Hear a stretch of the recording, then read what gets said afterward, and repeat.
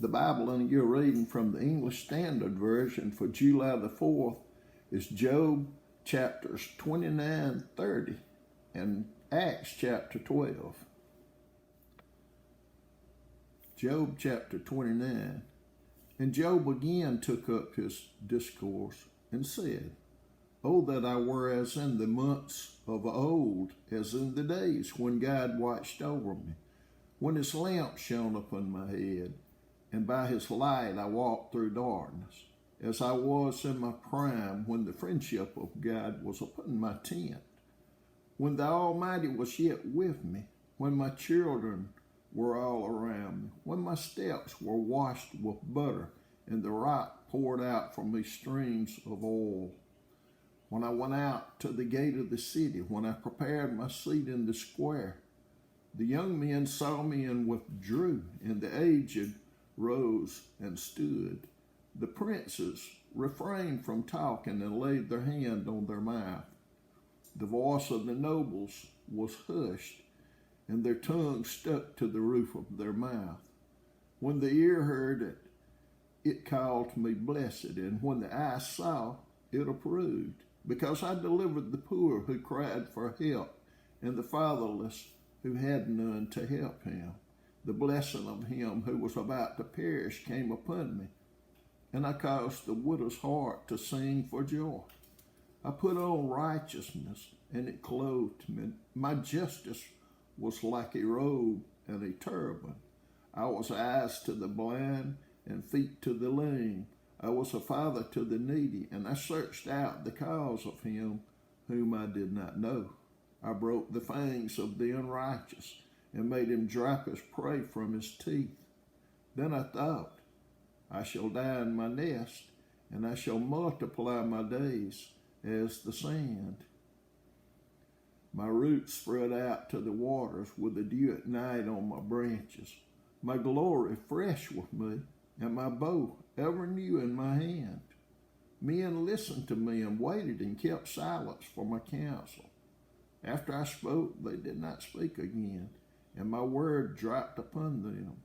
They waited for me as for the rain, and they opened their mouths as for the spring rain. I smiled on them when they had no confidence, and the light of my face they did not cast down. I chose their way and sat as chief, and I lived like a king among his troops, like one who comforts mourners. Job chapter 30. But now they laugh at me, men who are younger than I, whose fathers I would have disdained to sit with the dogs of my flock. What could I gain from the strength of their hands? Men whose vigor is gone.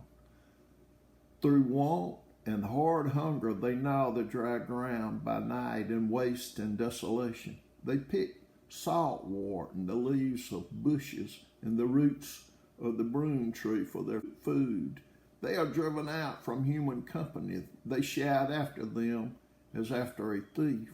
In the gullies of the torrents they must dwell, in the holes of the earth and of the rocks.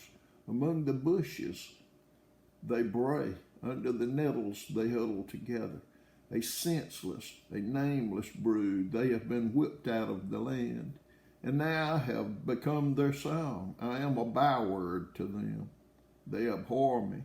They keep aloof from me. They do not hesitate to spit at the sight of me, because God has loosed my cord and humbled me. They have cast off restraint in my presence. On my right hand the rabble rise. They push away my feet. They cast up against me their ways of destruction. They break up my path. They promote my calamity. They need no one to help them. As through a wide breach they come, amid the crash they roll on. Terrors are turned upon me. My honor is pursued as by the wind, and my prosperity has passed away like a cloud. And now my soul is poured out within me. Days of affliction have taken hold of me. The night racks my bones, and the pain that gnaws me takes no rest. With great force my garment is disfigured, It binds me about like the collar of my tunic. God has cast me into the mire, and I have become like dust and ashes.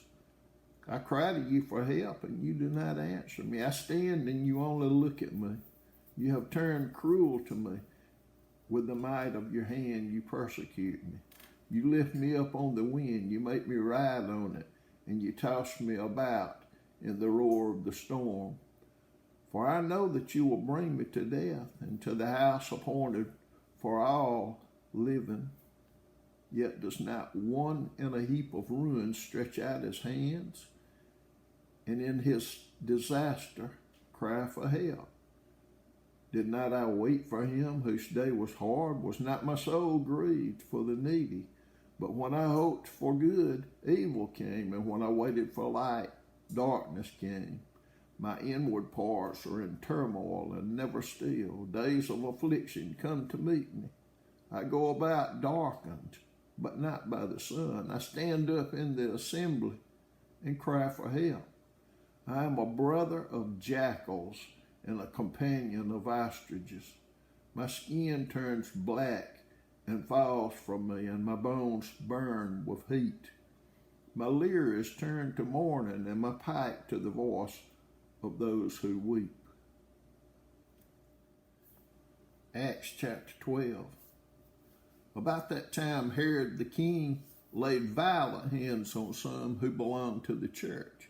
He killed James, the brother of John, with the sword, and when he saw that it pleased the Jews, he proceeded to arrest Peter also. This was during the days of unleavened bread.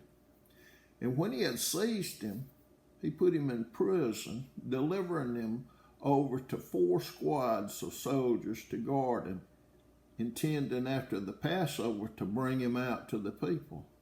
So Peter was kept in prison, but earnest prayer for him was made to God by the church.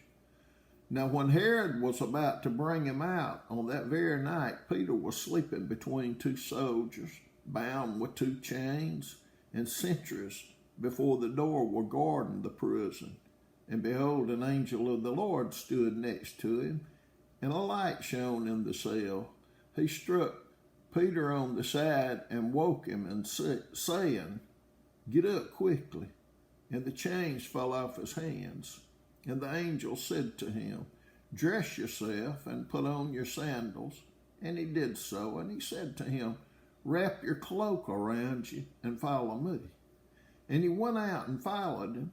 He did not know that what was being done by the angel was real, but thought he was seeing a vision. When they had passed the first and the second guard, they came to the iron gate leading into the city. It opened for them of its own accord, and they went out and went along one street, and immediately the angel left him. When Peter came to himself, he said, "Now I am sure that the Lord has sent his angel and rescued me from the hand of Herod and from all that the Jewish people were expecting." When he realized this, he went to the house of Mary, the mother of John, whose other name was Mark, where many were gathered together and were praying. And when he knocked at the door of the gateway, a servant girl named Rhoda came to answer. Recognizing Peter's voice, in her joy she did not open the gate, but ran in and reported that Peter was standing at the gate. They said to her, "You're out of your mind." But she kept insisting that it was so, and they kept saying, "It is his angel." But Peter continued knocking, and when they opened, they saw him and were amazed. But mentioning to them with his hand to be silent, he described to them how the Lord had brought him out of the prison, and he said, "Tell these things to James and to the brothers." Then he departed and went to another place. Now when they came, there was no little disturbance among the soldiers over what had become of Peter. And after Herod searched for him and did not find him, he examined the sentries and ordered that they should be put to death. Then he went down from Judea to Caesarea and spent time there. Now Herod was angry with the people of Tyre and Sidon, and they came to him with one accord, and having persuaded Blastus, the king's chamberlain, they asked for peace, because their country depended on the king's country for food. On an appointed day, Herod put on his royal robes, took his seat upon the throne, and delivered an oration to them. And the people were shouting, the voice of a God and not of a man. Immediately an angel of the Lord struck him down, because he did not give God the glory, and he was eaten by worms and breathed his last.